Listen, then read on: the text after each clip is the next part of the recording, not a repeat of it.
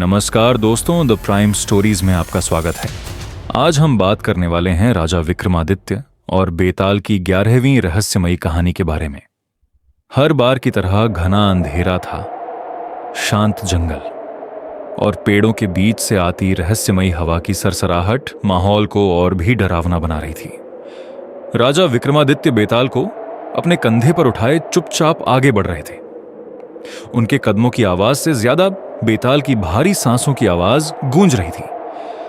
तभी बेताल धीरे से हंसा और बोला, वाह विक्रम, तू सच में बहुत निडर और पराक्रमी है, लेकिन यह रास्ता बहुत लंबा है।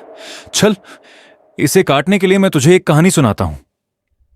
यह कहानी है वाराणसी के एक सात्विक ब्राह्मण हरिस्वामी की। वह बहुत ही दयालु थे और अतिथियों को भोजन कराना अपना धर्म मानते थे।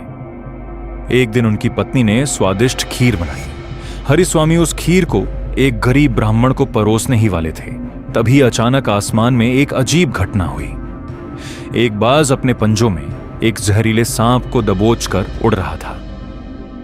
सांप छूटने के लिए तड़प रहा था और दर्द में उसने अपना जहर उगल दिया।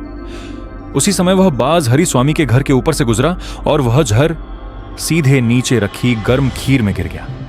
ना बाज को पता चला, ना सांप को और ना ही हरिस्वामी को। गरीब ब्राह्मण ने वह खीर खा ली और कुछ ही पलों में तड़प तड़प कर उसकी मृत्यु हो गई। जब सच्चाई सामने आई तो हरिस्वामी को ब्रह्महत्या का दोषी ठहराया गया। इतना कहकर बेताल रुक गया और बोला, राजन, अब तू बता, इस ब्रह्महत्या का पाप किसे लगेगा? उस सांप को, उस बाज को या हरिस्वामी को?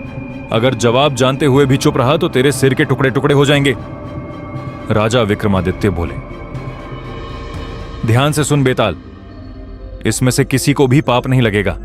सांप ने जहर मारने के लिए नहीं बल्कि अपनी रक्षा के लिए उगला था, इसलिए वह निर्दोष है। बाज अपना भोजन लेकर जा रहा था, उसे कुछ पता नहीं था, इसलिए वह भी निर्दोष है। और हरिस्वामी ने शुद्ध भाव से भोजन दिया, उन्हें भी जहर का ज्ञान नहीं था, इसलिए वे भी निर्दोष हैं। यह सब नियति का खेल था। बेताल ने फिर पूछा, तो फिर पाप किसे लगेगा? राजा विक्रमादित्य बोले, पाप उसे लगेगा जो इस घटना को देखकर बिना कारण किसी को दोषी ठहराएगा, क्योंकि जहां किसी की गलती ना हो वहां दोष देना ही सबसे बड़ा पाप है। विक्रम का उत्तर सुनते ही बेताल जोर से हंसा। वाह विक्रम, तू सच में महान ज्ञानी है, लेकिन तू फिर बोल पड़ा। और अब मैं चला। इतना कहकर बेताल फिर से उड़कर उसी पेड़ पर जा लटका और राजा विक्रमादित्य एक बार फिर उसे पकड़ने के लिए उसके पीछे दौड़ पड़े। तो दोस्तों, यही थी राजा विक्रमादित्य और बेताल की 11वीं रहस्यमयी कहानी। तो दोस्तों, हमें इस कहानी से यह सीख मिलती है कि जहां किसी की गलती ना हो वहां किसी को दोष देना सबसे बड़ा पाप है। बिना पूरी सच्चाई जाने किसी पर आरोप लगाना अन्याय है, और सच्चा न्याय वही होता है जो निष्पक्ष और सत्य पर आधारित हो। अगर आपको ऐसी रहस्यमयी कहानियां पसंद हैं तो वीडियो को लाइक करें और चैनल को सब्सक्राइब करना ना भूलें। हम मिलेंगे अगली रहस्यमयी कहानी के साथ। तब तक के लिए जय सनातन।